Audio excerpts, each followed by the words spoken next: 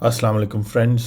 आप देख रहे हैं टैक्स दोस्ती स्पेशल वीडियोस इसलिए क्योंकि टैक्स दोस्ती की वीडियोस में हम income tax ordinance, sales tax act, service tax के कवानीन, प्रॉपर्टी टैक्सेस की बात तो करते हैं, लेकिन हम हमेशा resident, non resident, salaried person, business individual या विद होल्डिंग के हवाले से बात करते हैं। आज आप देखेंगे कॉम्प्रिहेंसिवली हम बात करेंगे इनकम टैक्स ऑर्डिनेंस की with regard to digital assets, और डिजिटल एसेट्स में भी हम स्पेसिफिकली क्रिप्टो की बात करेंगे। और क्रिप्टो के जो मुख्तलिफ प्रोसेसेस हैं, बिटकॉइन माइनिंग कह लें या क्रिप्टो माइनिंग कह लें, उसके अलावा क्रिप्टो वॉलेट की बात करेंगे और क्रिप्टो एक्सचेंजेस की, उसके अलावा क्रिप्टो की स्टेकिंग, क्रिप्टो की जो लैंडिंग की जो एक्टिविटी है उसकी, एनएफटीज की, नॉन फंजिबल टोकन्स की बात करेंगे, डी फाइनेंस की बात करेंगे, डिसेंट्रलाइज्ड फाइनेंस की बात करेंगे, और अभी तक मेटावर्स तक पहुंची है ये ब्लॉकचेन टेक्नोलॉजी कह ले या वेब 3.0। और आज हम बात करेंगे दो इंडिविजुअल्स के हिसाब से, एक वो जो क्रिप्टो या डिजिटल एसेट्स होल्ड करते हैं और दूसरे जो उसकी सर्विस प्रोवाइड करते हैं, जैसे क्रिप्टो एक्सचेंजेस हैं या डीफाई की फाइनेंशियल सर्विसेज हैं। टैक्स पॉइंट ऑफ व्यू से ये जो आप वीडियो देख रहे हैं, इसका मकसद ये है कि हम आपको इनकम टैक्स लॉ में वो रेलेवेंट सेक्शंस दिखाएं जिसको गवर्नमेंट को सिर्फ़ और सिर्फ सर्कुलर इशू करना है कि क्लेरिफिकेशन के लिए, और वो भी सेक्शन 237 के तहत। वीडियो के दौरान जो ये इंडेक्स है इनकम टैक्स लॉ का, इसको मैं यूज़ करूँगा, तो स्क्रॉलिंग के लिए शुरू में ही आपसे माजरत कर रहा हूँ, लेकिन इसको बेस्ट समझाने के लिए मिनिमम टाइम में ज़रूरी है कि आपके पास एक रिटन रिकॉर्ड हो। टैक्स दोस्ती स्पेशल वीडियो में हम ये प्रोफेशनल ओपिनियन दे रहे हैं कि गवर्नमेंट अगर सिंपली स्टार्ट इस तरह करे कि सेक्शन 237 के तहत, जिसमें लिखा है पावर टू मेक रूल्स, इसमें जो है गवर्नमेंट जो है अपना एक सर्कुलर इशू करे कि क्रिप्टो एसेट्स जो हैं वो कैपिटल एसेट्स हैं और उनकी टैक्सेशन वैसे होगी जैसे बाकी कैपिटल एसेट्स की होती है। बाकी कैपिटल एसेट्स क्या हैं? बाकी कैपिटल एसेट्स जो हैं वो प्रॉपर्टी, प्लांट, प्रॉपर्टी हो गई आपके पास, उसके अलावा आपके पास और जो एसेट्स हो गए, कुछ पर्सनल एसेट्स छोड़ के बाकी हर एक चीज़ जो है, और बिजनेस एसेट्स छोड़ के हर एक चीज़ जो है वो क्रिप्टो जो है कैपिटल एसेट है। तो ये सर्कुलर उन्होंने इशू करना है, और उसके अलावा और सर्कुलर्स भी जो उन्होंने इशू करने हैं उस पर हम बात करेंगे, क्योंकि आपने एक चीज़ रियलाइज़ करनी है कि इनकम टैक्स लॉ का एक बेसिक असूल ये है कि या तो टैक्स जो है टैक्सेबल इनकम पे लगता है, लेकिन टैक्सेबल इनकम की दो टाइप्स हैं। एक जो आप कमाते हैं जैसे सैलरी, उसके लिए आपको एफर्ट करनी पड़ती है। इनकम फ्रॉम प्रॉपर्टी, यानी कि प्रॉपर्टी होल्ड करनी पड़ती है तो उस पर रेंट आता है, ये दूसरी टाइप हो गया। तीसरी है इनकम फ्रॉम बिजनेस, जो आप सर्विसेज या गुड्स बेच के करते हैं। तो ये सारी ऐसी इनकम्स हैं जहां आपको कुछ करना पड़ता है तो आपको जो है ना इन रिटर्न मिलता है। चौथी जो कैटेगरी है कैपिटल गेंस की, जिसको हम कैपिटल एसेट्स को जब आप बेचते हैं और आपको मुनाफा होता है, ये ऐसी कैटेगरी है जहाँ पर आपको खुद नहीं बल्कि जो मार्केट्स होती हैं कैपिटल एसेट्स की, जिस तरह क्रिप्टो की मार्केट है, उस मार्केट में जब उस एसेट की प्राइस बढ़ती है तो बैठे बैठे आपको कैपिटल गेन या कैपिटल अप्रिसिएशन होती है। तो यहाँ आपको सिर्फ जो मेहनत करनी पड़ती है वो इनिशली परचेज़ करने की होती है। फॉर एग्ज़ाम्पल आपने एक महंगी पेंटिंग ख़रीद ली, या फॉर एग्ज़ाम्पल आपने, और ये अभी मैं शुरू में क्रिप्टो की बात बिल्कुल नहीं करूँगा, मैं एवरीडे जो टैक्सेशन हो रही है, आईटी फ्रीलांसर्स चाहे हैं, चाहे आर्ट डीलर्स हैं वगैरह, वो डिजिटल आर्ट है, हम उसकी पहले बात करेंगे। यानी डिजिटल एसेट्स से मुराद क्रिप्टो नहीं है, डिजिटल एसेट्स में बहुत सारी और चीज़ें भी आती हैं, इंक्लूडिंग ये जो पीडीएफ डॉक्यूमेंट आप देख रहे हैं, ये भी एक डिजिटल एसेट है गवर्नमेंट का, जो उसने फ्री में अवेलेबल किया है हमें। तो बेसिकली ये जो फोर्थ हेड है, ये बेसिकली ऐसी इनकम है जो एसेट पे लग रही है, यानी जो एसेट्स आप होल्ड करते हैं उन पर जब आपको कैपिटल अप्रिसिएशन, उसकी प्राइस इंक्रीज होती है या डिक्रीज होती है, तो आपको कैपिटल गेन या लॉस होता है। तो ये जो फोर्थ हेड ऑफ इनकम है, कैपिटल गेन्स कह लें, ये जो है इसमें आपको खुद से मेहनत नहीं करनी पड़ती एक दफ़ा जब आप एसेट परचेज कर ले। Income from other sources interesting fifth head of income है कि अगर कोई इनकम जो है वो किसी और हेड में नहीं फॉल होती, सैलरी में, बिजनेस में, प्रॉपर्टी में या कैपिटल गेन में, तो आप जो है क्या कहते हैं इसको इस हेड में डालेंगे और इसके अंदर मुख्तलिफ हैं वो भी हम देखेंगे मुख्तसर। तो पहला बेसिक पॉइंट आपने समझना ये है कि ये जो हेड्स ऑफ इनकम है, यानी कि टैक्सेबल इनकम इन 5 हेड्स में से किसी हेड में आएगी। तो या तो सैलरी होगी तब टैक्सेबल होगी, इनकम फ्रॉम प्रॉपर्टी। अब आप कहेंगे कि इनकम फ्रॉम प्रॉपर्टी में भी तो इनिशियली प्रॉपर्टी आपने ख़रीदनी होती है, वो तो ठीक है, लेकिन प्रॉपर्टी को आपको फिर रेंट आउट भी करना पड़ता है, ठीक है जी। और ऑब्वियसली रेंट भी मार्केट रेट की तरह होता है। तो आप कह सकते हैं कि ये भी एसेट बेस्ड है, लेकिन उस एसेट की जो प्राइस बढ़ रही है, सपोज़ करें आपका घर है, आपने 1 करोड़ का ख़रीदा था और आपने उसको रेंट आउट किया 50,000। रेंट 50,000 से हर साल बढ़ता जाएगा 10% के हिसाब से, तो उस पर टैक्स भी बढ़ता जाएगा। लेकिन वो जो घर है आपका, वो 1 करोड़ से जब 3 करोड़ का हो गया, तो जब तक आप उसको बेचेंगे नहीं तो उस वक्त तक उस पर टैक्स नहीं लगेगा, और वो आएगा इनकम फ्रॉम प्रॉपर्टी के हेड के नीचे नहीं। जब आप उसको बेचेंगे तो वो जो 2 करोड़ एक्स्ट्रा आपको मिलेगा वो होगा कैपिटल गेन, और ये जो घर है आपका ये कैपिटल एसेट है। और अगर आप 4 साल बाद बेचेंगे तो इमूवेबल प्रॉपर्टी के लिए फिर ज़ीरो टैक्सेशन हो जाती है, फिर उस पर टैक्स नहीं लगता। लेकिन इसके अलावा अगर मूवेबल प्रॉपर्टी हो तो 4 साल वाला रूल नहीं होता। जैसे फॉर एग्ज़ाम्पल आपके पास गोल्ड है और आप वो 10 साल बाद भी बेचेंगे तो आपकी पर्सनल इंडिविजुअल के हिसाब से आपको टैक्स पे करना पड़ेगा। अच्छा, अब अगर आपको ये क्लियर हो गया कि बेसिकली टैक्स 2 किस्म के हैं। एक वो जो सैलरी, बिजनेस या प्रॉपर्टी को रेंट आउट करने से हैं, प्रॉपर्टी की प्राइस पे टैक्स नहीं बल्कि प्रॉपर्टी को रेंट आउट, या इनकम फ्रॉम अदर सोर्सेज में भी डिविडेंड हो गया, पेंशन हो गया, प्रॉफिट ऑन डेट हो गया, यानी वो पैसे जो बैंक में आपने रखे होते उसके ऊपर जो प्रॉफिट आता है वो। तो सिर्फ वो हेड जो एक्चुअल एसेट की सेल प्राइस पे टैक्स लगाता है वो हेड है सेक्शन 37 कैपिटल गेन। और ये डिटेल में समझाने का मकसद ये है कि अगर आप ये बेसिक पॉइंट समझ गए कि सेक्शन 237 के तहत एफबीआर ने आज के दिन एक सर्कुलर इशू करना है कि कैपिटल एसेट की डेफिनेशन जो सेक्शन 38 में दी हुई है उसमें क्रिप्टो आता है, तो फिर क्रिप्टो की टैक्सेशन इस तरह से होगी जैसे मैं थोड़ी देर में बताऊंगा। लेकिन उससे पहले एक बेसिक बात देख लें। डिजिटल एसेट्स कहते हैं कोई भी एसेट जो डिजिटल फॉर्म में होता है और उसका साथ राइट टू यूज़ होता है या उसकी कोई वैल्यू होती है। तो डिजिटल एसेट्स ये जितनी यूट्यूब चैनल का आपका कंटेंट है ये भी डिजिटल एसेट है। जितनी भी आपने ई बुक्स इशू की हैं या ऑनलाइन आपकी वेबसाइट है, ये सारे डिजिटल एसेट्स हैं। डोमेन नेम भी डिजिटल एसेट है और ये क्रिप्टो से बहुत पहले से है। इनको जब आप सेल करेंगे तो भी ये इस वक्त पाकिस्तान में भी, पाकिस्तानी इनकम टैक्स के मुताबिक भी, और दुनिया में भी हर जगह ये कैपिटल एसेट कंसिडर होगा और कैपिटल गेन्स के तहत इसकी टैक्सेशन होगी। और इसकी एग्जांपल इंडिविजुअल के लिए ले लेते हैं। जो बात इंडिविजुअल की टैक्सेशन 4 लाख से शुरू होती है। तो सपोज़ करें आपके पास डोमेन नेम है taxdosti.com और आपने ख़रीदा था 50,000 का और आप उसको 10 लाख का बेच रहे हैं, तो 9,50,000 जो है वो कैपिटल गेन है।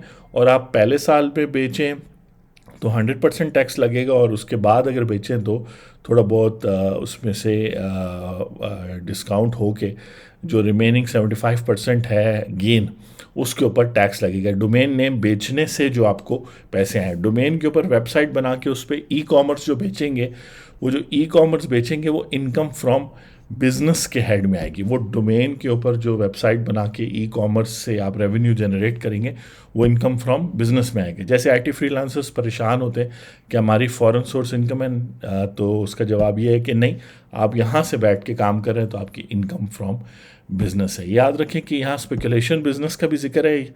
ये बेसिकली फ्यूचर्स और डेरिवेटिव्स की जो ट्रेडिंग है उसकी कैटेगरी है। उसके अलावा बाकी सारे डोमेन बना के आप ई कॉमर्स वेबसाइट बनाते हैं या ब्लॉग बनाते हैं, उससे जो रेवेन्यू आएगा वो आपका जो है इनकम फ्रॉम बिजनेस है, ई कॉमर्स की बात हो रही है, ब्लॉग के ऊपर आप अगर ऐड चलाएंगे तो फिर वो इनकम फ्रॉम बिजनेस नहीं है। वो बेसिकली अगर आपको एडसेंस से पैसे आ रहे हैं तो वो फिर इनकम फ्रॉम अदर सोर्सेज में जाएगी, जहाँ पर रॉयल्टी इनकम का जिक्र है। सॉरी, यहाँ पे जो ये पूरे सेक्शंस हैं 39, ये दिखाना पॉसिबल नहीं है, वरना बहुत ज़्यादा स्क्रोलिंग हो जाएगी।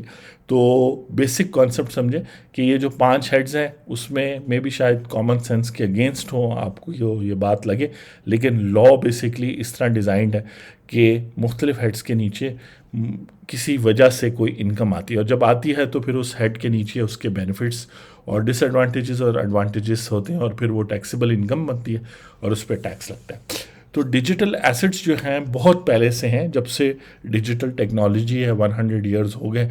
तो डोमेन नेम अगर आप रखते हैं और उसके ऊपर ई कॉमर्स बिजनेस चलाते हैं तो वो इनकम फ्रॉम बिजनेस है। अगर आप उसके ऊपर ब्लॉग चलाते हैं और उसके ऊपर ब्लॉग से तो आपको नहीं डायरेक्टली रेवेन्यू आ रहा, लेकिन आपके एडसेंस से आपको रेवेन्यू आ रहा है, तो वो जो ब्लॉग के ऊपर एडसेंस से आपको रेवेन्यू आया वो इनकम फ्रॉम अदर सोर्सेज में रॉयल्टी में जाएगा। और अगर वो पाकिस्तान के बाहर से आ रहा है तो वो foreign income from other sources बनेगी। तो आई होप कि ये डिस्टिंक्शन आपको इन सारे हेड्स की क्लियर हो गई है। डिजिटल एसेट से आगे चलते हैं क्रिप्टो पे।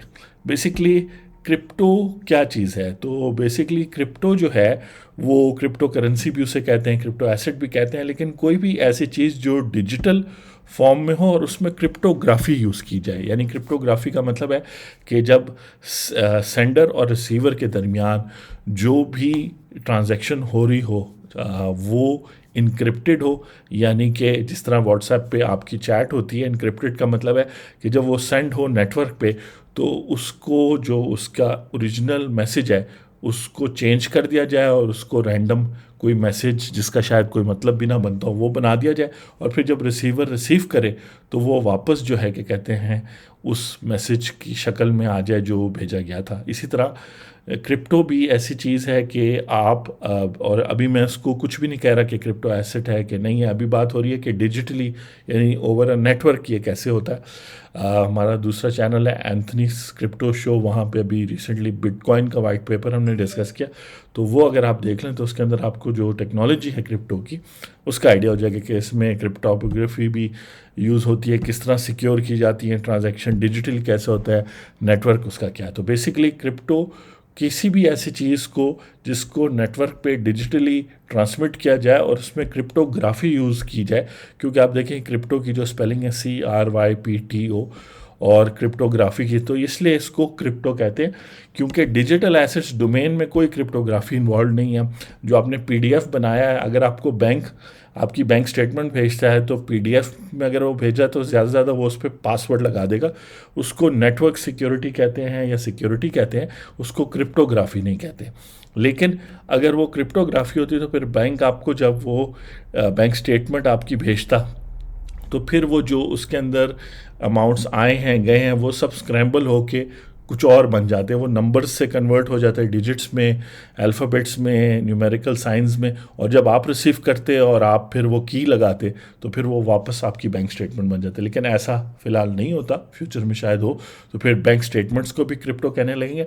तो चूँकि हम लॉ की बात कर रहे हैं और टैक्स लॉ की बात कर रहे हैं तो टैक्स लॉ बहुत स्पेसिफिक होता है, और इस वीडियो में हम आपको एग्जैक्ट बताएंगे कि गवर्नमेंट ने क्या सिंपल क्या स्टेप्स उठाने, और फिर आपने अपनी डे टू डे लाइफ में जब ट्रांजैक्शंस करनी है क्रिप्टो की तो आपने उसकी टैक्स के बारे में पाकिस्तान में कैसे सोचना है। तो रिकैप ये करूँगा कि आपने देखा कि बेसिकली जो जिस कैटेगरी में फॉल करेगा वो कैपिटल एसेट होगा सेक्शन 38 के तहत, और सेक्शन 237 के तहत FBR गवर्नमेंट की परमिशन से सर्कुलर इशू करेगा कि क्रिप्टो एसेट्स जो हैं, क्योंकि क्रिप्टो एसेट्स की बात हो रही है, डिजिटल एसेट्स में तो फिर डोमेन वगैरह भी आएगा, वो तो ऑलरेडी उस पर टैक्स पे किया जाता है अगर आप कोई भी डिजिटल एसेट खरीदते हैं बेचते हैं। डिजिटल एसेट्स में जो नई क्लास बनी है क्रिप्टो एसेट्स की, उसकी जो है, और क्रिप्टो आप समझ गए क्रिप्टोग्राफी की वजह से, तो उसकी टैक्सेशन कैसे होगी वो सर्कुलर इशू होगा, और हम कहेंगे कि जी ये कैपिटल एसेट है और इसको जब बेचा जाएगा, जब भी बेचा जाएगा, अगले दिन बेचें या 10 साल बाद बेचें, उस पर कैपिटल गेंस होंगे। फिर वो टैक्सेबल कैसे होगा, तो उसके लिए हमें प्रोसेस समझना है। सबसे पहले जो है कोई भी क्रिप्टो करेंसी जो है माइन की जाती है, और ये मेजॉरिटी के लिए कहा जा सकता है। एयर ड्रॉप भी होता है, और हम एयर ड्रॉप को भी यहीं देख लेते हैं, ऐसी कोई बात नहीं है। एयर ड्रॉप का मतलब होता है कि आपको फ्री में मिलती है, लेकिन डेफिनेटली आपके पास पहले से वो क्रिप्टो करेंसी होनी चाहिए। अभी दुनिया में इस वक्त 10,000 से ज़्यादा है, लेकिन फॉर एग्जांपल जैसे बिटकॉइन माइनिंग, तो बेसिकली माइनिंग क्या है? Mining is the process of creating new bitcoins by solving puzzles. ये तो बिटकॉइन की बात होगी, लेकिन क्रिप्टो माइनिंग का मतलब हुआ कि आप कंप्यूटर नेटवर्क को यूज़ करते हुए न्यू कॉइन्स हासिल करते हैं। अब वो किस तरीके से मिलते हैं, वो इथेरियम में फ़र्क है, बिटकॉइन में फ़र्क है, और करेंसी फ़र्क। तो माइनिंग की टैक्सेशन कैसे होगी? तो इसके दो एस्पेक्ट्स हैं। एक वो जो लोग माइनिंग करते हैं, और एक वो जो माइनिंग करने के बाद जो है वो एसेट जो है ना सेल होता है। तो जब आप माइनिंग कर रहे हैं, तो माइनिंग जब आप करेंगे तो जिस दिन आप वो कॉइन माइन कर लेंगे, और यहाँ सिर्फ बिटकॉइन की बात नहीं हो रही है, तो सिर्फ आप वेबसाइट देख रहे हैं बिटकॉइन के, जिस दिन आप वो क्रिप्टो करेंसी माइन कर देंगे उस दिन की मार्केट वैल्यू, और ये हम गाइडलाइंस इशू कर रहे हैं, एफबीआर को हेल्प कर रहे हैं कि वो पाकिस्तान में क्रिप्टो को लीगल कैसे करें। तो एग्जैक्ट गाइडलाइन दे रहे हैं कि एफबीआर अपने सर्कुलर में लिखे कि क्रिप्टो जो है कैपिटल एसेट की कैटेगरी में आता है, वो दूसरे हेड्स ऑफ इनकम में नहीं आएगा, और उस पर जो गेन होगा वो कैपिटल गेन होगा। माइनिंग का नेक्स्ट पैराग्राफ वो लिखेगा, क्लैरिटी देगा कि जी जो लोग माइनिंग कर रहे हैं, जिस दिन वो जो है क्रिप्टो करेंसी माइन हो जाता है, और आपको पता है डिजिटल चीज़ है तो डेट टाइम हर चीज़ नोट हो जाती है, उस दिन उसकी मार्केट वैल्यू वो नोट कर ले, और वो कॉस्ट ऑफ परचेज होगी। सपोज करें कि आप जो है क्या कहते हैं बिटकॉइन आज माइन करते हैं, और आज जो है बिटकॉइन का जो है रेट है, देख लेते हैं जी, आज है $50,813, $50,813। तो अभी आपने अगर माइन किया तो ये आपकी कॉस्ट होगी, ये अब आप कॉस्ट नोट कर लें। और माइन करने के बाद जब आप इसको सेल करेंगे, चाहे पर्सन टू पर्सन करते हैं, P2P करते हैं, या क्रिप्टो एक्सचेंजेस पे करते हैं, ठीक है, तो आपको कैपिटल गेन होगा। ये सिंपल है। ये दूसरे पैराग्राफ में एफबीआर लिखेगी कि ये कैपिटल गेन होगा, क्योंकि माइनिंग क्या है? माइनिंग उस क्रिप्टो करेंसी को जो है एग्जिस्टेंस में ला रहा है। तो जिस दिन है उस दिन की जो मार्केट वैल्यू है, और ये मार्केट वैल्यू के हिसाब से चलेगी। यहाँ पे इनकम टैक्स लॉ में कुछ स्पेसिफिक जो इंस्ट्रक्शंस हैं एसेट्स के लिए, कॉमन, अभी आपने ऊपर देखा ना, कॉमन रूल्स हैं, उसके अंदर एसेट्स के लिए हैं। तो ये भी एक एसेट है, और ये यहाँ पे वही बता रहा है disposal and acquisition of asset से क्या मुराद है, और परचेज और उसकी कॉस्ट। तो मैं यहाँ सेक्शन 76 की बात कर रहा हूँ कि सेक्शन 76 को वो यूज़ करते हुए कॉस्ट में दो ऑप्शंस है कि जो आपने किसी को पैसे दिए हैं, लेकिन चूंकि यहाँ माइनिंग में किसी को पैसे नहीं मिल रहे, आप मार्केट वैल्यू, और बात भी फेयर है कि मार्केट वैल्यू आपकी कॉस्ट ऑफ परचेज हो जाएगी, और जिस दिन आप बेचेंगे अगले दिन या 10 साल बाद, उस दिन सपोज करें $60,000 का है बिटकॉइन, तो $10,000 आपका कैपिटल गेन होगा, और उसके हिसाब से आप टैक्स देंगे। अब एक क्वेश्चन ये रेज होगा कि जी वो लोग डिक्लेयर कैसे, सब लोगों ने तो छुपाया हुआ है। तो यही तो बात है, जब सर्कुलर इशू हो जाएगा, कॉमन नॉलेज हो जाएगी एफबीआर, तो उसके बाद जो छुपाएगा उसको एफबीआर प्रोसिक्यूट कर सकता है, उस पर पेनल्टीज लगा सकते हैं। मेरी बात बड़े गौर से सुने। इस वक्त एफबीआर अगर किसी भी कोर्ट में जाएगा, ख़ासतौर पे लाहौर हाई कोर्ट में अगर ये केस जाएगा, तो वो मुंह की इस तरह खाएंगे, क्योंकि अभी तक उन्होंने कोई क्लैरिटी ही नहीं दी। तो अगर किसी को कैपिटल गेन, किसी को प्रॉफिट हो रहा है इस वक्त क्रिप्टो पर, किसी भी क्रिप्टो करेंसी पर, क्रिप्टो एसेट पर, और आगे वो स्टेकिंग वगैरह उस पर भी बात करें, तो वो टैक्सेबल नहीं है। क्यों नहीं टैक्सेबल? क्योंकि उन्होंने क्लैरिटी नहीं दी, और जो कि उन्होंने क्लैरिटी नहीं दी तो उसका फ़ायदा उठाते हुए जो है, हाँ ये हो सकता है कि फिर पार्लियामेंट कानून पास करे और कहे कि प्रीवियस 2015 से जो लोग क्रिप्टो में कमा रहे हैं, या 2018 से या 2010 से, वो कर सकती है। उन्होंने जिसने जितना कमाया है वो टैक्सेबल है, फिर वो नोटिस भेज सकते हैं उन लोगों को जिन्होंने कमाया है। अभी अगर क्रिप्टो, और ये बात सेपरेट है, वो जो एंटी मनी लॉन्ड्रिंग के तहत FIA क्रिप्टो पकड़ती है और आपके कंप्यूटर वगैरह को, वो अलग चीज़ है। यहाँ ये बात हो रही है कि चूंकि क्लैरिटी नहीं दी, जब वो सर्कुलर इशू कर देंगे उस वक्त फिर सारे पाकिस्तानी और वो लोग जो बाहर से भी पाकिस्तान में करेंगे बिट फॉर एग्जांपल क्रिप्टो की माइनिंग की फिलहाल बात हो रही है और यही बात बाकियों पे भी अप्लाई होती है, एक्सचेंज पे, मेटावर्स पे, स्टेकिंग वगैरह पे, तो वो फिर टैक्सेबल हो जाएगी। तो वो सर्कुलर है नहीं, क्लैरिटी है नहीं, तो जो ग्रे एरिया है उसको कानून में होल्ड नहीं किया जाएगा और बहुत जो है ना ये चीज़ बेनिफिट में जाएगी जो है टैक्स पेयर की। तो आई होप कि आप समझ गए कि माइनिंग करते वक्त कॉस्ट ऑफ कैपिटल होगा और कॉस्ट ऑफ कैपिटल जिस टाइम वो फेयर मार्केट वैल्यू होगी। अब फेयर मार्केट वैल्यू क्या है, तो दुनिया के जितने भी एक्सचेंजेस हैं उनकी, जैसे बाइनांस है, कॉइन गेको है और है, तो एक कंसोलिडेटेड प्राइस वो देते हैं। तो कोई भी फिर उस सर्कुलर में लिखा होगा कि जी फ़लाँ फ़लाँ एक्सचेंजेस को, या पाकिस्तान अपनी भी एक प्राइस इशू करता है, जैसे स्टेट बैंक डॉलर के लिए कर सकता है, तो स्टेट बैंक के साथ मिलके वो प्राइस इशू हो सकती है। तो ये कैपिटल, और चूंकि ये कैपिटल एसेट है तो ये एफबीआर की डोमेन में आएगा, स्टेट बैंक की डोमेन में नहीं आएगा। अच्छा, अब माइनिंग अगर आप कर रहे हैं और आप वहाँ पे एम्प्लॉय हैं, तो आपकी जो इनकम होगी माइनिंग से, जो आपको इनकम आएगी वो आपकी सैलरी के हेड के नीचे जाएगी। हो सकता है वो आपको वही कॉइन में पेमेंट करें जो आप माइन कर रहे हैं। 10 कॉइन्स आप माइन कर रहे हैं, एक कॉइन आपको दे रहे हैं, तो उसकी जो फेयर मार्केट वैल्यू होगी वो आपकी सैलरी होगी और उस मुताबिक आपकी टैक्सेशन होगी। तो आप थोड़ा सा डिफरेंस देखें कि एक ओनर जो माइन कर रहा है और एक शख्स जो उसका एम्प्लॉय है जो उस माइनिंग प्रोसेस का है, उसकी टैक्सेशन सेपरेटली होगी। ठीक है जी। और वो एम्प्लॉयर का स्टेटस इंडिविजुअल हो सकता है, एओपी, कॉर्पोरेट, फिर वो रेट्स उसी तरह से लगेंगे। एम्प्लॉय का स्टेटस एम्प्लॉय होता है क्योंकि वो नेचुरल पर्सन है, तो उस पर सैलरी वाले रेट लगेगा। आगे चलते हैं जी। आई होप कि आप अंडरस्टैंड कर रहे हैं। यहाँ यूट्यूब पे भी नीचे आप कमेंट्स दे सकते हैं और बाकी taxdosti.com पर क्रिप्टो टैक्स का पेज भी हमारा है और आप वहाँ पे ग्रुप भी हम अभी लॉन्च कर रहे हैं क्रिप्टो कम्युनिटी का, जो है मीट के सेक्शन में, मीट का जो पेज है, तो आप फिर वहाँ पर क्वेश्चन आंसर्स कर सकते हैं और इंशाल्लाह फिर और भी होगा।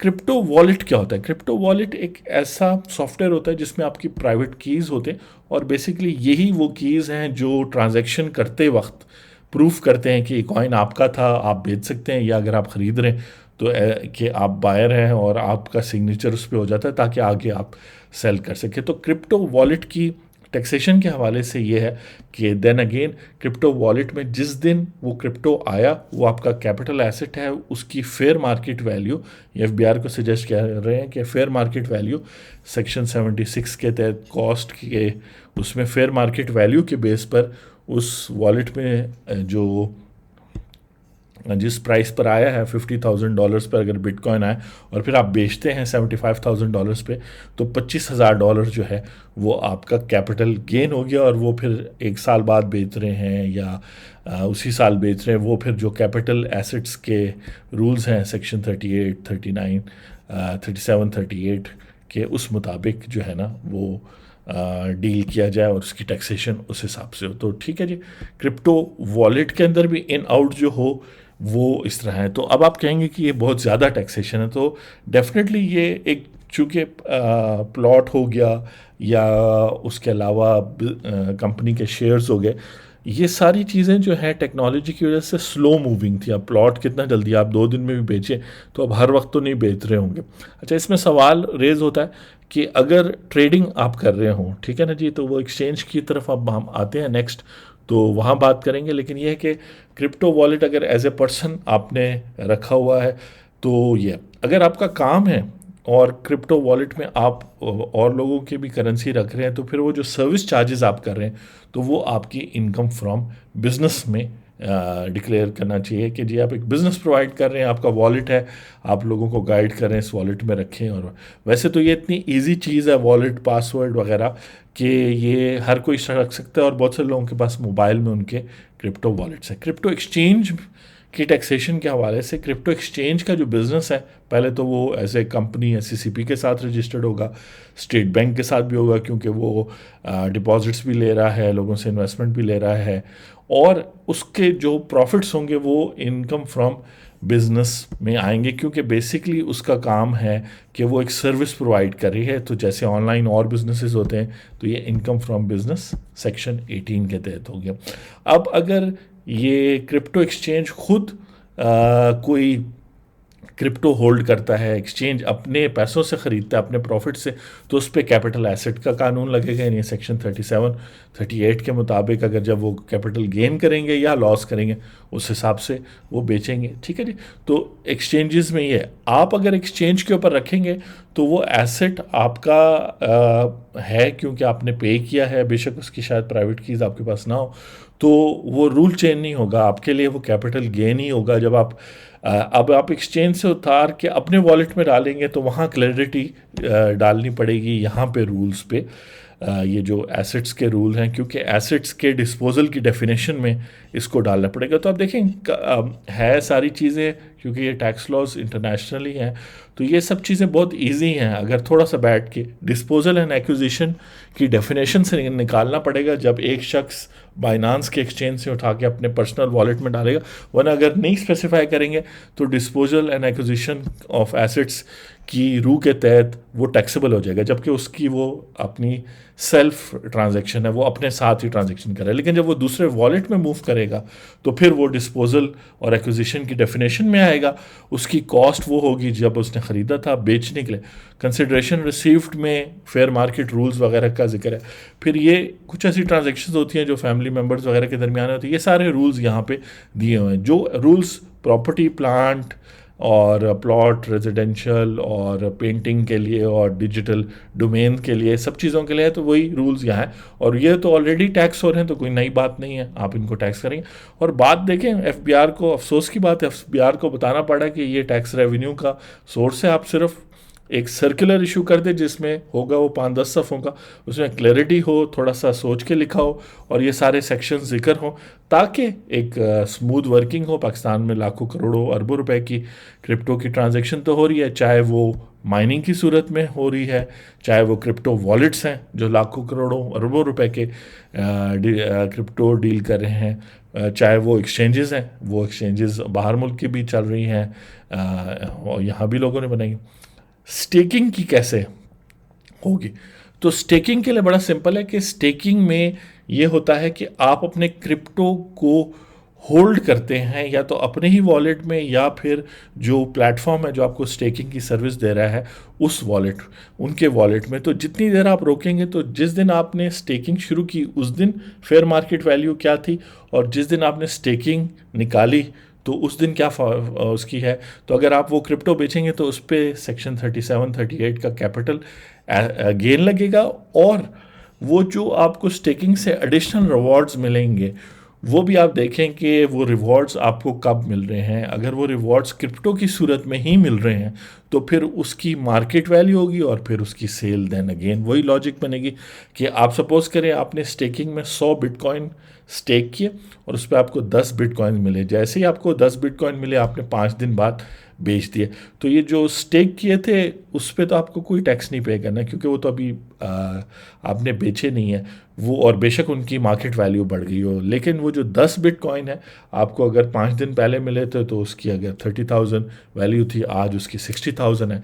तो जो 30,000 आपने ऊपर कमाया है पर बिटकॉइन या टोटल 10 बिटकॉइन का, तो उस पर कैपिटल गेन होगा और गवर्नमेंट को अच्छा खासा टैक्स मिलेगा। और चूंकि डिजिटल है और गवर्नमेंट अगर एक सेंट्रलाइज्ड अथॉरिटी बनाएगी जहाँ पे सब लोग रजिस्टर्ड होंगे, ताकि ये ट्रांजैक्शन जब हो, जैसे सिंपल है निशात हो गया, गुल अहमद हो गया, टेक्सटाइल वालों को उन्होंने POS दिया है, या टबैको वालों को ट्रैक एंड ट्रेस सिस्टम दिया है जहाँ पे उनके फिजिकल गुड्स के ऊपर स्टिकर लगा हुआ है और वो एक एक जो सिगरेट की डब्बी है वो पता चल रही है कि मैन्युफैक्चर कितनी हुई है और मार्केट में कितनी आ रही है।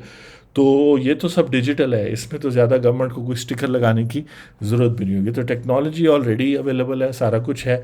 ये वीडियो इमरान खान साहब तो शायद ना देख सके क्योंकि इसको हो गए 29 मिनट्स और 13 सेकंड्स, लेकिन इसकी समरी होपफुली मेरे से ज़्यादा काबिल लोग हैं वो बना के उनके सामने रख सकते हैं। तो आई होप कि आप इंजॉय कर रहे हैं कि हम इनकम टैक्स के अंदर एसेट के रूल्स को यूज़ कर रहे हैं और जो हेड्स ऑफ इनकम हैं वो यूज़ कर रहे हैं। जब मैं लॉसेस की बात करता हूँ तो यहाँ कैपिटल लॉसेस जो हैं यहीं पे मुख्तलिफ सेक्शंस के अंदर हैं वो यहाँ पे यूज़ होंगे।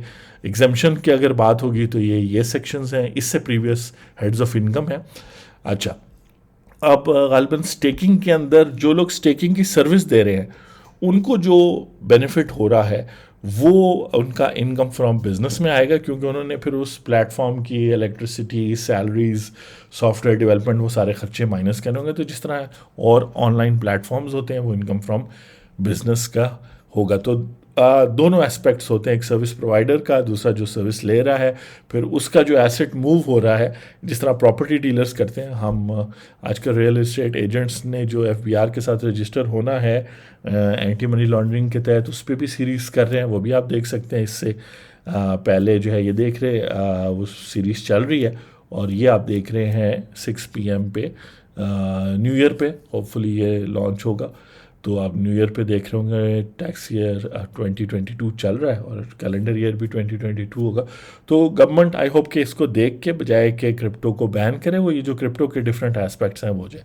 तो माइनिंग पे आप समझ गए कैपिटल गेन हुआ, वॉलेट में आप समझ गए कैपिटल गेन हुआ, और जो सर्विस प्रोवाइड कर रहा है वो इनकम फ्रॉम बिजनेस है। क्रिप्टो के जो दोनों एस्पेक्ट्स हैं उसमें कैपिटल गेन हो, और कब कब कैपिटल गेन होना है, फेयर मार्केट वैल्यूज़ होनी है, कॉस्ट क्या होनी है, कंसिडरेशन रिसीव्ड क्या होनी है, वो सब है। स्टेकिंग भी आप समझ गए कि जब आप स्टेक करेंगे तो कैपिटल एप्रिसिएशन होती रहे, लेकिन जब आप सेल करेंगे तभी कैपिटल गेन अराइज होता है।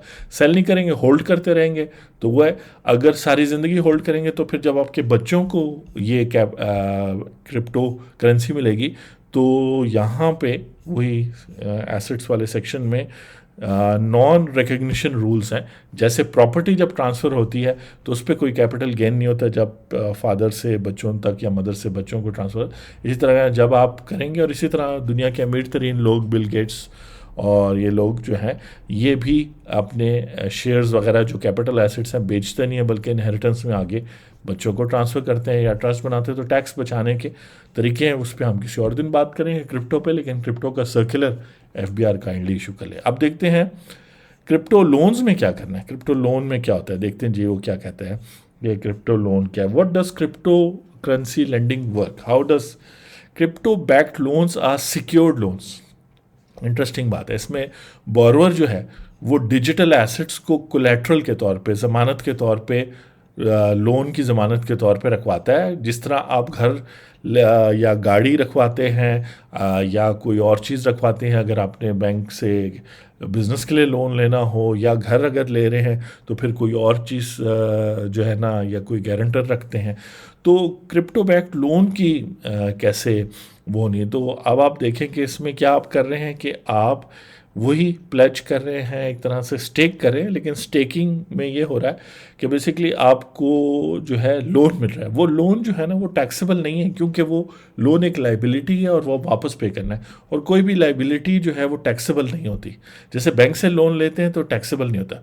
हाँ, बैंक में पैसे रखते हैं तो उसके ऊपर जो आपको प्रॉफिट लगता है वो इनकम फ्रॉम अदर सोर्सेज में डिक्लेयर किया जाता है, और उसको सेक्शन 2 के तहत हम जो है वो प्रॉफिट ऑन डेट कहते हैं। सेक्शन 39 के तहत इनकम फ्रॉम अदर सोर्सेज में आता है, उसको प्रॉफिट ऑन डेट कहते हैं, और वो है। तो इसी तरह यहाँ पे जब आप लेंडिंग बोरोइंग कर रहे हैं तो लेंडर का सेम हिसाब होगा कि उसको जो प्रॉफिट होगा वो आप देख लें कि बैंक्स की जो इंटरेस्टिंग बात है, बैंक्स की जो टैक्सेशन है वो एक सेपरेट स्केड्यूल के मुताबिक होती है, और वो स्केड्यूल जो है, और यहाँ पे जो है बैंकिंग के जो है सेपरेट है, और चूँकि ज़्यादा यूज़ नहीं होता। ये देखिए जी, ये है जी, एक मिनट, इंश्योरेंस बिजनेस और ऑयल एंड नेचुरल गैस है तो बैंकिंग का।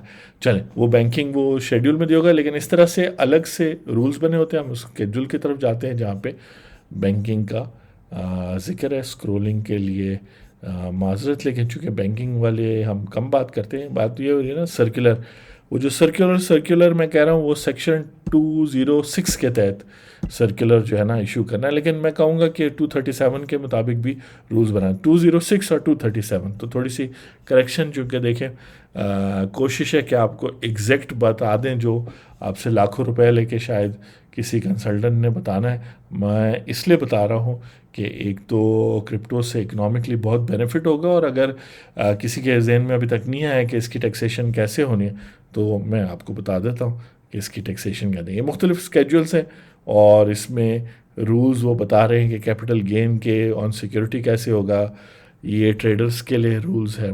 ठीक है जी।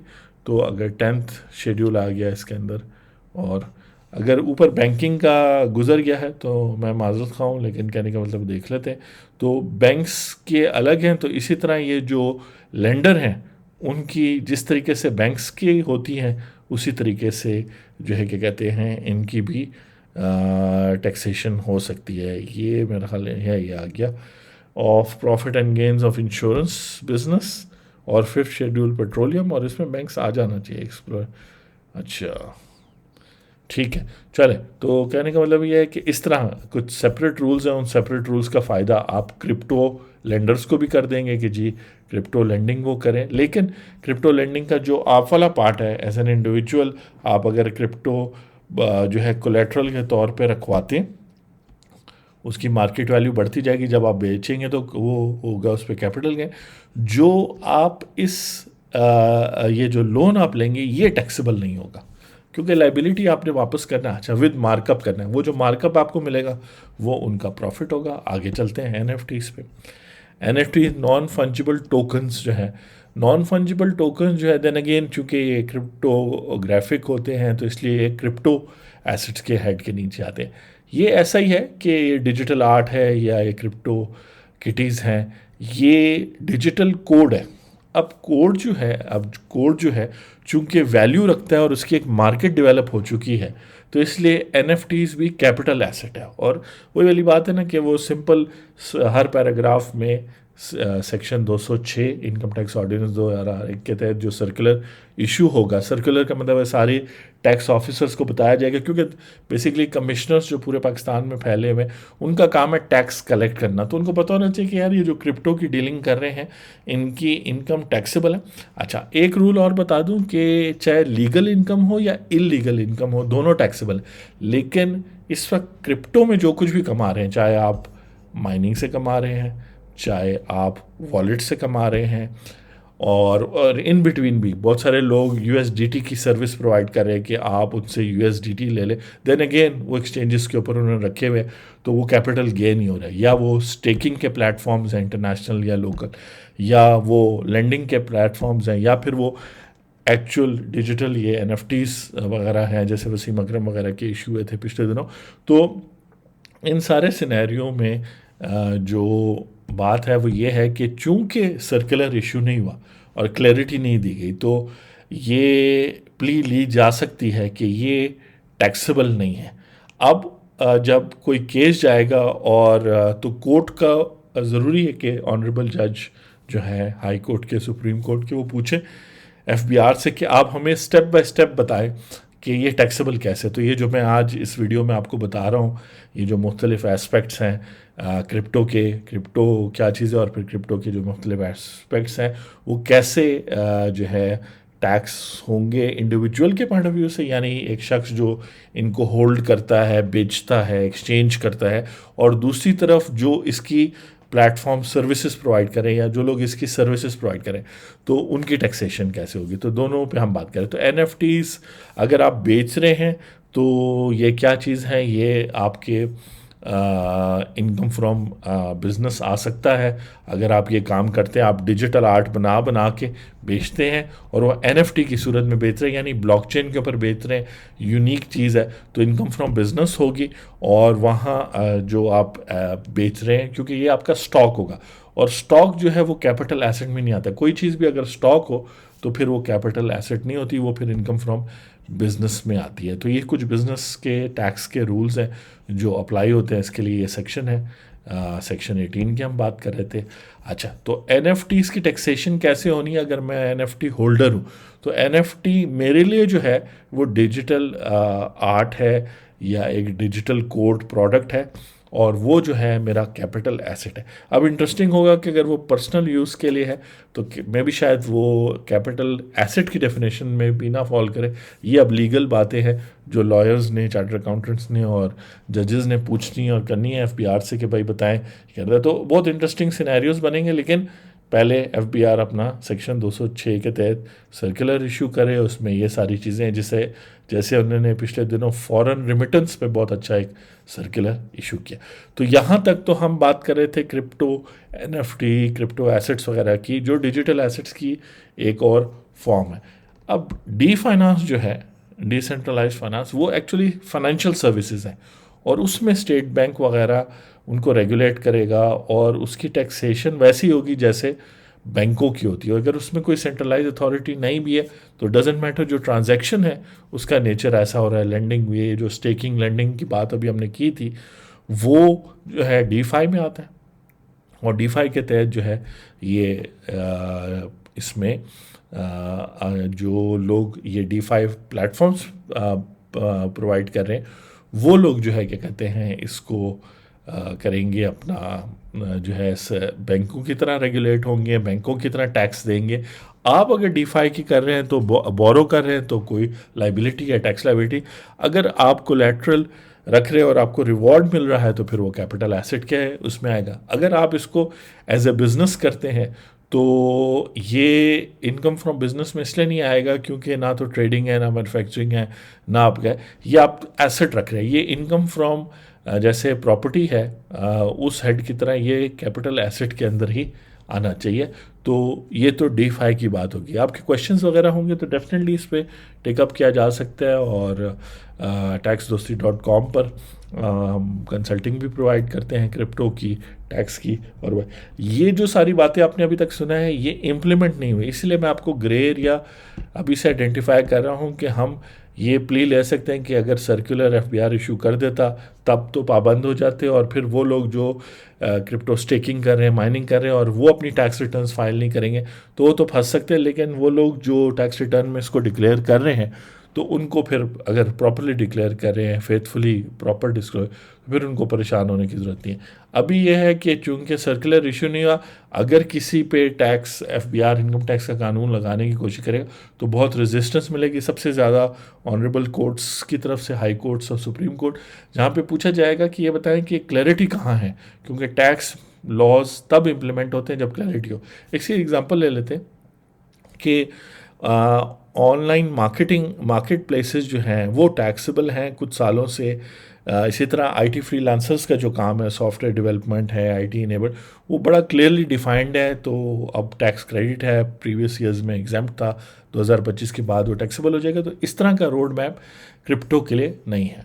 मेटावर्स में बात करते हैं। मेटावर्स क्या है? बेसिकली एक ऐसा इन्वायरमेंट है जहाँ आप 3D ऑनलाइन और फिज़िकल वर्ल्ड का मिलाप है। तो यहाँ पे वो जो एसेट्स आपके होंगे वो आपके कैपिटल एसेट्स होंगे जो आप बनाएंगे गेम में, जो आप या मेटावर्स में जो चीज़ भी आप जीतेंगे। अच्छा, उसके एक्सचेंज पे भी टैक्सेशन होगी जब आप प्लेयर्स आपस में एक्सचेंज करेंगे। अब ये रिपोर्टिंग वगैरह कैसे होगी?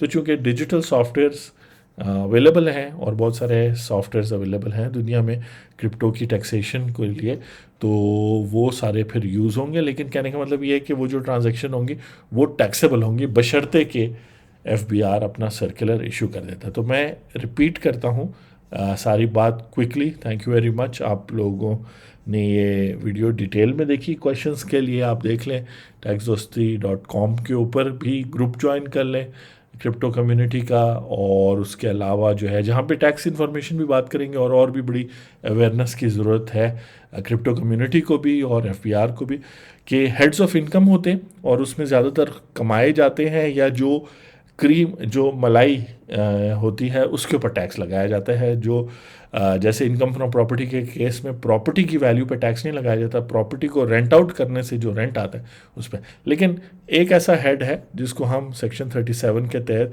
कैपिटल गेंस या 38 में कैपिटल एसेट कहते हैं, जहाँ पे उसकी प्राइस जो भी इंक्रीज हुई है ओवर द ईयर्स वो जब आप बेचते हैं उस पर टैक्स लगता है। और डिजिटल एसेट्स यानी डोमेन नेम हो गए, डिजिटल पेंटिंग्स हो गए, PDF बुक्स हो गए, उनकी सेल परचेज अगर आप करते तो वो कैपिटल एसेट्स में आती है। लेकिन अगर आपका बिजनेस होता डोमेन की सेल, तो फिर आप इनकम फ्रॉम बिजनेस में जाते। क्रिप्टो एसेट्स में कन्फ्यूजन ये है कि क्रिप्टोग्राफिक है, तो ये बेसिकली ज़्यादातर दो लोगों के दरमियान हो रहा है, दो इंडिविजुअल्स के दरमियान हो रहा है। तो इस वजह से इसमें पहली बात यह कि ये कॉइन्स आते हैं माइनिंग से। माइनिंग का मतलब है कि जहाँ पे सॉफ्टवेयर को यूज़ करके आप क्रिएट करते। तो ये जिस दिन क्रिएट हुए उस दिन आपकी जो फेयर मार्केट वैल्यू है इस क्रिप्टो की, और अगर नहीं है तो कोई कंपेयर इससे मिलता जुलता कोई नया कॉइन है तो उससे मिलता जुलता कॉइन की वैल्यू ली जा सकती है। ये सारे पावर्स अवेलेबल हैं इनकम टैक्स लॉ में, एफबीआर के पास जैसे सर्कुलर बनाने का पावर है, रूल्स बनाने का। तो वो फेयर वैल्यू लेके उस दिन उसकी वो कॉस्ट ऑफ परचेज होगी, जिस दिन बेचेंगे वो कॉस्ट ऑफ सेल होगी, कैपिटल गेन होगा, टैक्सेबल होगा, चाहे 10-20 साल बाद भी बेचे, अनलेस के इनहेरिटेंस में आगे बच्चों को दे, तब कैपिटल गेन नहीं, टैक्स नहीं होगा उसके ऊपर। ठीक है जी, ये माइनिंग का मसला हो गया। वॉलेट में रखेंगे, जिस दिन डालेंगे उस दिन वॉलेट में, उस दिन उसकी फेयर मार्केट वैल्यू कॉस्ट, और जिस दिन वॉलेट से ट्रांसफ़र करें। अच्छा, अपने ही दूसरे वॉलेट में करेंगे तो टैक्स लॉज में ये क्लैरिटी होनी चाहिए कि सेल्फ ट्रांजैक्शन पे नहीं होगी, वरना अगर किसी और को देंगे, किसी और के वॉलेट में डालेंगे तो जो है वो होगी टैक्सेबल होगी। और फिर इसमें ऐसा भी होता है कि आप कम प्राइस करने की कोशिश करते हैं तो वो फेयर मार्केट यूज़ अगर करेंगे तो ज़्यादा से ज़्यादा टैक्स कैलकुलेट होगा। इसी तरह क्रिप्टो एक्सचेंजेस पर अगर रखेंगे तो आप या उनसे ख़रीदेंगे तो वो उस दिन जिस दिन ख़रीदा वो उसकी कैपिटल एसेट की कॉस्ट हो जाएगी, जिस दिन बेचेंगे वो जो है वो उसकी सेल प्राइस होगी, जो डिफरेंस होगा उस पर कैपिटल गेन होगा। आप अगर इंडिविजुअल है तो 4 लाख से ऊपर रेट शुरू हो जाएंगे, 6 लाख तक 5,000, 12 लाख तो 10%, 24 लाख का अगर कैपिटल गेन हुआ है तो 15%, इस तरह करके बढ़ते बढ़ते वो होगा। फिर अगर आप स्टेक करेंगे तो स्टेकिंग में जो आपको एडिशनल वो मिलेंगे, और माइनिंग में भी ये हो सकता है, माइनिंग के अलावा अगर एयर ड्रॉप होते हैं तो फिर वो बोनस शेयर्स वाला असूल लगेगा कि आप उसकी जो है एवरेज प्राइस यूज़ कर सकते हैं, या फिर एयर ड्रॉप को एग्जेम्प्ट कर सकती है कि जी एयर ड्रॉप क्योंकि आप ऑलरेडी एक सर्टन क्रिप्टो करेंसी होल्ड कर रहे थे, आपको एडिशनल मिली, वो फ्री है, अगर वो उस पर जो कैपिटल गेन होगा वो टैक्स फ्री हो जाएगा तो वो भी पॉसिबल है। वरना जो उसकी प्राइस होगी एवरेज प्राइस, जैसे बोनस की एवरेज प्राइस होती है, तो वो भी आप ले सकते हैं। यहाँ पे जब स्टेकिंग करेंगे, स्टेकिंग की बात हो रही है, तो स्टेकिंग में आपको जो एडिशनल रिवॉर्ड्स मिलेंगे वो भी जिस दिन मिलेंगे, लाजमन इसकी डेट्स होती हैं, कॉन्ट्रैक्ट होता है, तो उस दिन उसकी जो मार्केट वैल्यू होगी वो कॉस्ट, और बेचेंगे तो उसकी sale price difference capital gain हो गया। लैंडिंग में जब आप बोरो करेंगे तो वो आपकी लाइबिलिटी है, वो टैक्सेबल नहीं है। जो लोग ये काम कर रहे हैं, जो ये प्लेटफॉर्म्स या प्रीवियस प्लेटफॉर्म जिन्होंने प्रोवाइड किया, उनकी इनकम फ्रॉम बिजनेस होगी। एनएफटी बनाने वाले जो हैं उनका अगर वो इनकम फ्रॉम बिजनेस में नॉर्मली आने चाहिए, और आप जब एनएफटी होल्ड करेंगे तो आपका कैपिटल एसेट होगा, और वही परचेज सेलिंग प्राइस का डिफरेंस होगा। डी फाई पे जब हम आते हैं, डिसेंट्रलाइज्ड फाइनेंस, तो फिर ये सर्विसेज में आ जाती हैं, और ये बेसिकली देखा जाएगा कि बैंकिंग या इंश्योरेंस कंपनीज की टैक्सेशन के टैक्स लॉ के अंदर ही डिफरेंट रूल्स हैं, यानी वो जो इनकम फ्रॉम बिजनेस के रूल्स हैं वो उन पर नहीं अप्लाई होता है, वो बाकी बिजनेस पर।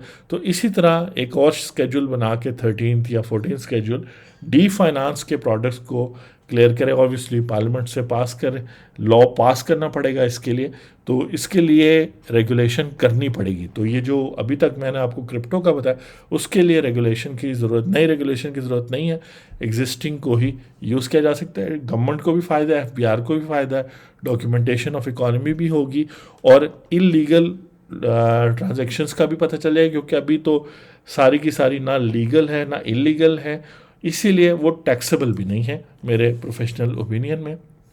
तो डी फाइनेंस के लिए बैंकिंग की तरह रूल्स बनाने पड़ेंगे, और यहाँ भी फिर ऑब्वियसली जो प्रोवाइड कर रहा है उसके लिए डिफरेंट रूल्स होंगे, और जो सर्विसेज ले रहा है लेंडिंग, ये जैसे स्टेकिंग है, लेंडिंग है और भी हैं, वो सारी फिर यूज़र के पॉइंट ऑफ व्यू से वही कैपिटल गेन होगा। मेटावर्स के अंदर जो एसेट्स होंगे वो आपके कैपिटल एसेट्स होंगे। जो प्लेटफॉर्म मेटावर्स चला रहा होगा ई कॉमर्स वेबसाइट की तरह, वो इनकम फ्रॉम बिजनेस होगा, और फिर उसके अंदर जो मुख्तलिफ वैराइटीज़ आ रही हैं, और ऑब्वियसली इसके लिए थोड़ी रेगुलेशन करने की ज़रूरत होगी, क्योंकि जैसे ऑनलाइन बिजनेसेस को अब रेगुलेट किया गया है कि उन पर मिनिमम टैक्स लगाया गया है, पिछले 5 साल होने लगे, तो इसी तरह मेटावर्स के अंदर जो ट्रांजैक्शंस हो रही है, गेम्स खेली जा रही है, या लोग एक्सचेंज कर रहे हैं चीज़ें, या बाहर ओपन सी वगैरह से ख़रीद के ला रहे हैं, और फिर इसके साथ कनेक्टेड मेटावर्स के साथ कनेक्टेड वो सारे प्लेटफॉर्म्स हैं ओपन सी की तरह, मिंटेबल की तरह, जहाँ पर चीज़ें डिजिटलाइज होके ब्लॉकचेन में एनएफटी की सूरत में आ रही हैं, और फिर वो जो है मेटावर्स एंटर कर रही हैं। तो किस टाइम पर टैक्सेबल इवेंट हो रहा है, यानी कि जब वो इवेंट, तो ये सारी चीज़ें आखिर में कहूँगा कि कॉमन सेंस है। थैंक यू वेरी मच कि आप सुन रहे थे। 50 मिनट्स कंप्लीट है। मैं इसको कंक्लूड करूँगा कि एग्जिस्टिंग लॉ टैक्सेशन इतना रोबस्ट है, इतना है कि वो जो अभी इस वक्त मिलियंस ऑफ रुपीज़ की ट्रांजैक्शंस हो रही हैं पाकिस्तान में ईज़िली टैक्सेबल हो सकती हैं, और फिर जो लोग नई टैक्स रिटर्न फाइल करके उनको डिक्लेयर नहीं करेंगे प्रॉपर हेड ऑफ अकाउंट या अपनी वेल्थ स्टेटमेंट में, तो वो है। और वेल्थ स्टेटमेंट पे भी मैं थोड़ा सा गाइड कर दूं कि जब ये सर्कुलर इश्यू हो जाएगा, बात हो जाएगी, तो डिजिटल एसेट अगर अभी आपके पास है, जैसे डोमेन आपके पास है, आपके पास डिजिटल आर्ट है, उसको अपनी वेल्थ स्टेटमेंट में ज़रूर डिक्लेयर करें। अब क्रिप्टो की तरफ आते हैं। क्रिप्टो एसेट्स जो हैं वो अगर आप अपनी वेल्थ में डिक्लेयर करते हैं तो इसके लिए आपको प्रोफेशनल ओपिनियन लेना पड़ेगा। लेकिन एक दफ़ा जब सर्कुलर इशू हो गया सेक्शन 206 के तहत, और क्लैरिटी और थोड़ी सी रेगुलेशन हो गई, थोड़े से रूल्स और बन गए section 237 of income tax ordinance 2001 कहते हैं, तो फिर माइनिंग से जो आपके पास 30 जून को हर साल, हर टैक्स ईयर के 30 जून को जो आपके पास क्रिप्टो करेंसी होगी, वो आपकी, अगर आप इंडिविजुअल हैं तो आपकी वेल्थ स्टेटमेंट में शो होगी। अगर आप बिज़नेस कर रहे हैं माइनिंग का, तो वो आपके स्टॉक में, आपकी बिज़नेस वेल्थ स्टेटमेंट में शो होगी, जो इनकम टैक्स रिटर्न में होती है। इसी तरह वॉलेट्स में जाहिर बात है, जैसे आपके एक्चुअल वॉलेट में कैश होता है, जो कैश इन हैंड की सूरत में शो होता है वेल्थ स्टेटमेंट में, या जो बैंक में पैसे पड़े होते हैं वो इन्वेस्टमेंट और बैंक अकाउंट के नाम से आप बैंक, और सारे बैंक्स डिक्लेयर करते हैं जो डॉर्मेंट नहीं हुए होते, जिनके बैलेंसेज होते हैं। तो इस तरह क्रिप्टो वॉलेट्स भी आप डिक्लेयर करेंगे, उसमें एनी अदर एसेट्स का कॉलम भी बना हुआ है। अच्छा, फिर ये चूँकि पाकिस्तान से बाहर होल्ड करे तो डजेंट मैटर, क्योंकि आप तो रेजिडेंट हैं, जो शख्स पाकिस्तान, तो रेजिडेंट पर्सन चाहे पाकिस्तान में वो क्रिप्टो वॉलेट होल्ड करे या बाहर होल्ड करे, तो आप समझ सकते हैं कि मेरे 20-22 साल बल्कि 25 साल कंप्लीट होने लगे हैं टैक्स लॉ को सीखते हुए। तो मेरी एक्साइटमेंट ये है, मैं आपको हर चीज़ बता दूं, लेकिन फिर बहुत लंबी वीडियो हो जाएगी। तो वेल्थ स्टेटमेंट में मैं आपको इस वक्त बता रहा हूँ कि वेल्थ में फिर आप होल्ड करेंगे और उसमें कोई कन्फ्यूजन नहीं है। अगर आप नॉन रेजिडेंट हैं और तो फिर आप अपनी वेल्थ स्टेटमेंट ही फाइल नहीं करेंगे। तो अगर आप क्रिप्टो होल्ड भी करते हैं पाकिस्तानी वॉलेट में, अव्वल तो वॉलेट पाकिस्तानी नहीं होता, आप जहाँ जहाँ होते हैं वहाँ होता है। तो अगर आप पाकिस्तान में रह गए 183 डेज़ के लिए किसी टैक्स से, तो आप रेजिडेंट हो जाएंगे। फिर आपने अपने सारी दुनिया की सारे आपने अपने एसेट्स डिक्लेयर करने हैं। अब उसमें क्वेश्चनेबल बात है कि वो वॉलेट आपके साथ ही है, तो सारे आपके जो क्रिप्टो है वो फिर पाकिस्तान बेस्ड हो जाए।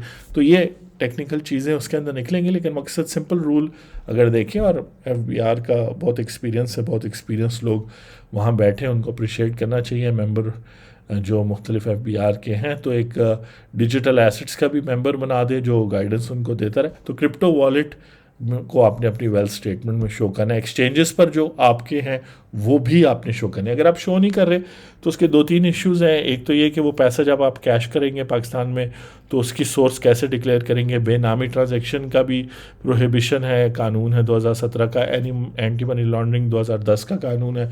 तो मुख्तलिफ कवानीन वहाँ प्रॉब्लम देंगे। और फिर जब आप उससे कोई एक्चुअल एसेट खरीदेंगे, घर खरीदेंगे, गाड़ी खरीदेंगे, कोई मोबाइल खरीदेंगे, या कोई वेडिंग एक्सपेंडिचर करेंगे, तो उसको जस्टिफाई करना मुश्किल होगा। याद रखें, आप कोई काम गैर कानूनी नहीं कर रहे अनलेस कि वो जो क्रिप्टो आपका है वो आपने प्रोसीड्स ऑफ क्राइम से हासिल किया।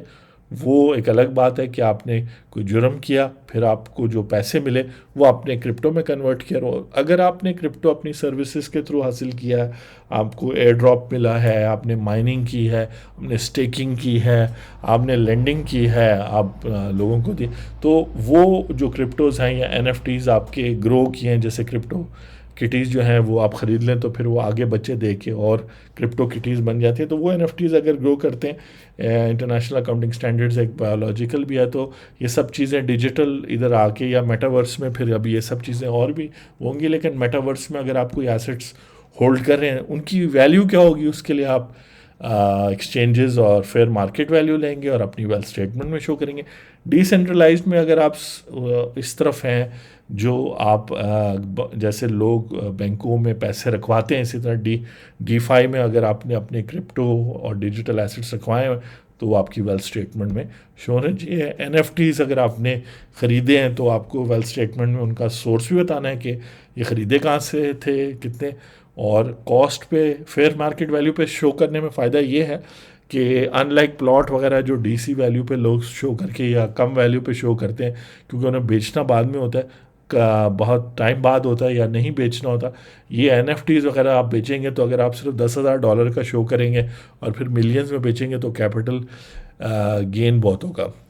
लास्ट बात ये करूँगा कि जब चीज़ें एफबीआर के सामने आएंगी, वो आइडेंटिफाई करेंगे, इन्वेस्टिगेट करेंगे, या आप खुद कॉन्फिडेंस से टैक्स दोस्ती की वीडियोस अगर आप देखते हैं, एथनिस क्रिप्टो शो आप फॉलो कर रहे हैं, हमारे क्रिप्टो के प्लेलिस्ट देख रहे हैं टैक्स दोस्ती पे, तो आप खुद डिक्लेयर करेंगे ये मेरी क्रिप्टो है, तो वो फिर आपसे टैक्स जब डिमांड करेंगे तो फ़िलहाल मेरे प्रोफेशनल ओपिनियन में अभी उनकी अपनी नालायकी की वजह से, चूँकि उन्होंने अप्रोप्रिएट रेगुलेशंस और लॉज और गवर्नमेंट को वो रिकमेंडेशंस नहीं दी और अपने पावर एफबीआर की पावर्स यूज़ करते हुए वो सर्कुलर्स वगैरह इशू नहीं किए, तो उनको डिफ़िकल्टी होगी। एक दफ़ा पार्लियामेंट ने लॉ बना दिया और ख़ास तौर पे रेट्रोस्पेक्टिवली उन्होंने प्रीवियस ईयर्स को भी इंक्लूड कर लिया, जैसे नॉर्मली पिछले 5 सालों के नोटिस आपको आते हैं, तो तब जो है आप बाउंड हो जाएंगे। तो कोशिश करें इस वीडियो को देखने के बाद कि अपनी एक्सेल शीट ज़रूर रखें, कितने का ख़रीदा था डॉलर टर्म्स में और उसके रेट्स क्या थे रुपये में,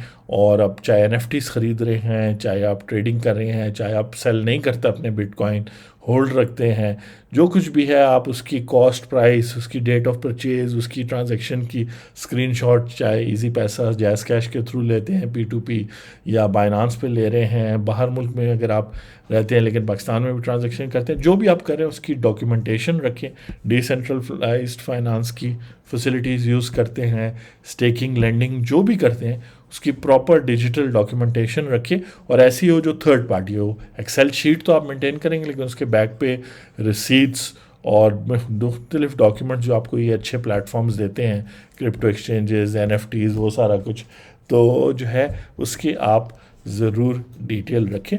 और यहाँ और बहुत कुछ कहा जा सकता है, लेकिन इस वीडियो से मकसद था कि आपके पास एक ब्रॉड फ्रेमवर्क आ जाए टैक्स लॉ का, क्योंकि टैक्स लॉ के अंदर रिकॉर्ड कीपिंग का एक अलग सेक्शन है, एग्जम्पशन का अलग सेक्शन है, लॉसेस वगैरह के बाद, ये टैक्स क्रेडिट्स के बाद जो है, अगर मैं थोड़ा सा ऊपर देख लूँ तो टैक्स अकाउंटिंग के नाम से ये चीज़ें हैं, और ये भी आपके मुख्तलिफ सिनेरियोज़ को, ख़ासतौर पे अगर आपकी इनकम फ्रॉम बिज़नेस आएगी तो फिर ये मुख्तलिफ सिनेरियोज़ आप पे मेथड ऑफ अकाउंटिंग वगैरह अप्लाई होंगे। और जो है तो सारी चीज़ें टैक्स लॉ में मौजूद हैं, और इनको जो है क्या कहते हैं क्लैरिटी देने की ज़रूरत है एफबीआर को, जो इम्प्लीमेंट, वरना अगर वो क्लैरिटी नहीं देंगे तो जिस तरह चल रहा है अंडरग्राउंड इनफॉर्मल इकोनॉमी उस तरह जो है चलता रहेगा। तो मैं आपका टैक्स दोस्त और टैक्स होस्ट, आप देख रहे थे टैक्स दोस्ती स्पेशल्स। इस स्पेशल वीडियो में हमने एग्जैक्ट एफबीआर को गाइडलाइंस प्रोवाइड किए हैं कि क्रिप्टो की टैक्सेशन पाकिस्तान में उन्होंने सेक्शन 206 के तहत सर्कुलर में कैसे इशू करनी है, और आप लोगों को गाइडेंस दी है कि इसे वो तो चले जब भी करें, लेकिन आप अपने आप को डिफेंड करने के लिए, ताकि आप पे कम से कम टैक्स बिल आए, क्योंकि टैक्सेशन तो अगर करेंगे, और ख़ास तौर पे पार्लियामेंट अगर लॉ बना के प्रीवियस ईयर्स 2021 भी ख़त्म होने लगा है इन सारे, तो अब फिर आपके पास प्रॉपर डॉक्यूमेंटेशन होनी चाहिए, वरना फिर एफबीआर वालों को बहुत मज़ा आएगा, और इसीलिए वो शायद कई साल इसको दे रहे हैं कि फिर एक दफ़ा जब लॉ बन जाएगा तो फिर हम सबको पकड़ेंगे, सबको तंग करेंगे। और इसमें ज़्यादातर जो है यंग लोग हैं जो ऑनेस्टली जिन्होंने कमाया है, जिन्होंने कोई ब्लैक मनी या क्राइम की प्रोसीड्स यूज़ नहीं की, तो ये वो रेजिडेंट नॉन रेजिडेंट वाली बातें जो मैं कर रहा था, एसोसिएट वाली जो बातें कर रहा था, फिर इंडिविजुअल की टैक्सेशन के रूल्स, सब कुछ एओपी के तौर पे अगर आप कर रहे हैं बिटकॉइन का काम या कुछ भी, तो वो है। फिर ट्रांसफ़र ऑफ एसेट, तो सारे रूल्स मौजूद हैं। और यहाँ पे इन सब रूल्स को अपने फेवर में करने के लिए, वैसे तो आपके फेवर में है, लेकिन अपने कहने अभी से अपनी ट्रांजैक्शंस की प्रॉपर डॉक्यूमेंटेशन रखें। ये वीडियो आप टैक्स दोस्ती के यूट्यूब चैनल पे भी देख रहे हैं हम। एंथनीज क्रिप्टो शो है जिस पे ये वीडियो तो नहीं होगी, लेकिन बिटकॉइन की और वाइट पेपर्स हम डिस्कस करते हैं, टेक्निकल इश्यूज़ अगर आपने समझने हैं सिंपल उर्दू में। और उसके अलावा taxdosti.com पे क्रिप्टो टैक्स का पेज भी है। और उसके अलावा हम जो है आप वहाँ पे फोरम भी और ग्रुप भी बनाने जा रहे हैं न्यू ईयर में 2022 में, ताकि जो है आप लोग वो ज्वाइन करें और प्राइवेसी में क्वेश्चन आंसर कर सकें। अपना बहुत बहुत ख्याल रखें। दुआ ये है कि न्यू ईयर में ये गुड न्यूज़ शेयर हो कि ये जो इकोनॉमिक मिरेकल है, ये जो बेनिफिट है क्रिप्टो टेक्नोलॉजी का और क्रिप्टो का, वो पाकिस्तान में आए। पाकिस्तान इसको रेगुलेट ज़रूर करे और सेफ्टी के साथ हम इससे फ़ायदा उठा सकें। Thank you very much.